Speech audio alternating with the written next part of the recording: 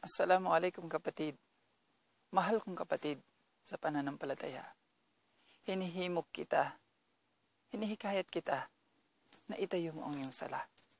Ang sala, ito ang ugnayan mo sa iyong tagapaglikha.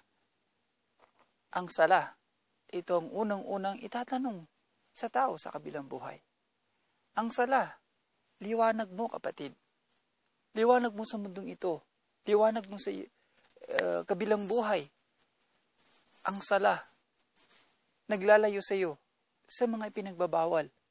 Ang sala, nagtutulak sa iyo sa paggawa ng mga kabutihan.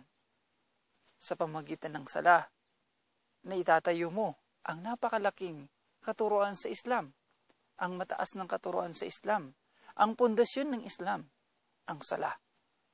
Ang sala, ugnayan natin sa ating tagapaglikha. Ang sala na mamagitan sa atin sa mga hindi mananampalataya.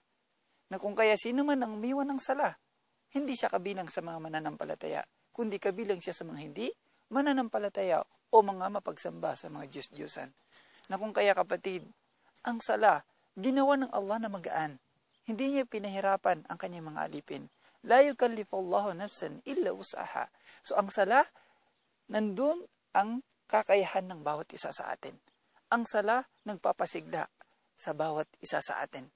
Ang sala, tagumpay natin dito sa mundong ibabaw hanggang sa kabilang buhay.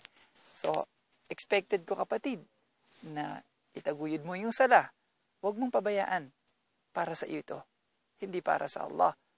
Hindi nangangailangan ng Allah ng anuman, kundi tayo ang nangangailangan ng kanyang mga alipin. Maraming salamat. Assalamualaikum warahmatullahi.